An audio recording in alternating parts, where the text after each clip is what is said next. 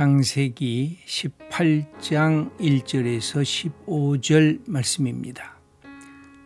하나님 아버지, 부지 중에 천사를 대접한 믿음의 아브라함처럼 우리가 사람들을 만날 때 따뜻한 온정으로 대하게 하옵소서.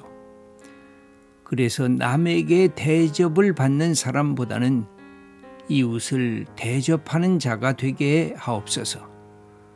우리 스스로 사람들에게 존경과 사랑을 받지 못한다고 투정 부리지 않게 하옵소서.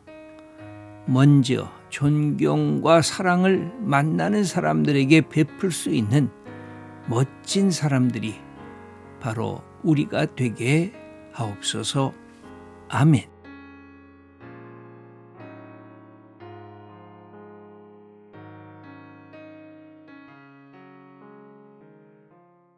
오늘 사건은 하나님의 모습과 또 하나님을 믿는 아브라함의 그 성품 또 모습이 드러나고 있습니다.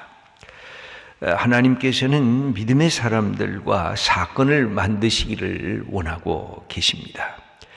그래서 믿음의 사람들과 스토리를 그렇게 꾸려 나가십니다. 하나님과 인간의 이 담론이 이렇게 지속이 되는 것입니다.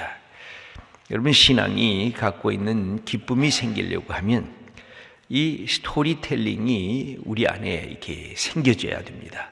그러니까 하나님과 나와의 스토리텔링. 여러분, 결혼한 부부도 마찬가지입니다. 연애할 때는 그렇게 자주 만나고 자주 얘기를 하고, 근데 결혼하고 나면 어느 순간부터인가 대화가 단절이 됩니다. 그래서 모든 삶의 이야기들이 끊어집니다. 남편이 뭘 했는지 아내가 뭘 했는지 다 얘기할 수는 아마도 없을 것입니다. 그렇게 또 다 얘기하는 부부도 없을 것입니다.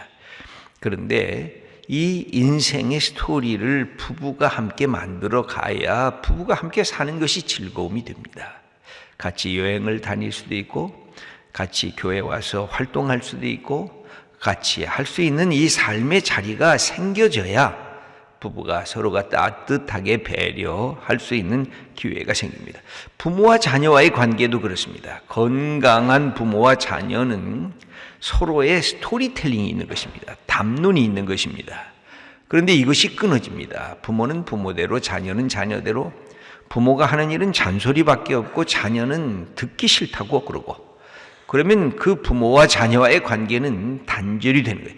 대화가 아니라, 스토리텔링이 아니라, 담론이 아니라 일방적인 모놀로그로 끝나는 것이니까 다이얼로그가 되어지지를 않는 것입니다. 하나님께서는 믿음의 사람들을 만날 때 일방적으로 요청하고 일방적으로 주입하지 아니하고 하나님께서는 대화하기를 원하십니다.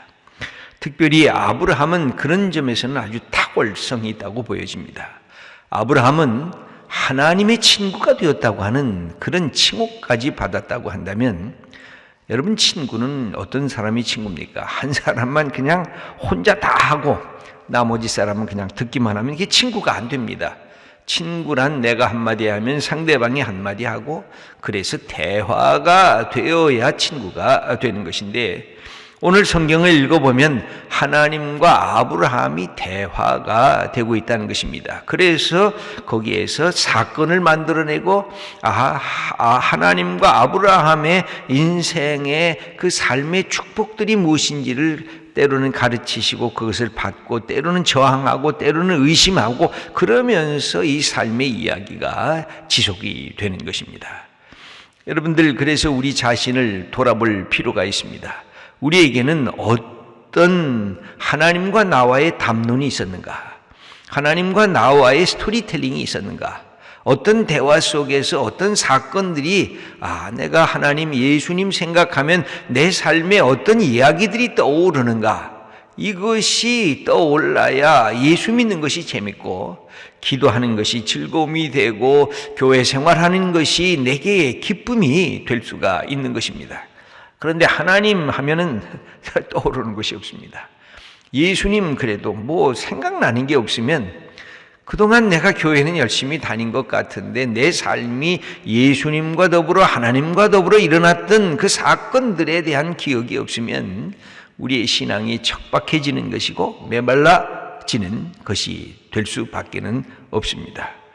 그래서 여기에 이제 하나님이 인간과 함께 이야기하는 장면이 기록이 되어 있고, 또 하나는 오늘 본문을 보면 하나님은 참으로 유머 감각이 뛰어나신 분처럼 이렇게 다가옵니다. 특별히 아브라함하고 대화할 때도 그렇고 이 사라하고 간접적인 대화를 할 때도 또한 그렇습니다. 그러면서 하나님은 당신의 모습을 보여주시려고 하는데 인간이 거절하니까 짓궂게 자꾸만 그렇게 묻습니다. 너 왜 내 말 듣고 웃냐? 내 말이 신통치 않냐? 너 내 말 듣고 의심이 그렇게 자꾸 생기냐? 네가 아이를 낳는다 그랬으면 그냥 이해하고 받아들일 수는 없느냐? 그랬더니 속으로만 웃었는데 그것을 하나님이 아시는 것을 듣고 깜짝 놀라가지고 오늘 이 사라의 얘기를 들어보면 나 안 웃었는데요? 하나님 나 안 웃었어요. 그랬더니 하나님은 야 너 웃었어. 그러면서 이 사라와의 대화 속에서 사라가 갖고 있는 이 삶의 불신앙을 이렇게 승화시키는 유머가 하나님에게 이렇게 있는 것을 보여주는데 그 유머는 선한 목표를 향해서 그렇게 나가서고 있습니다.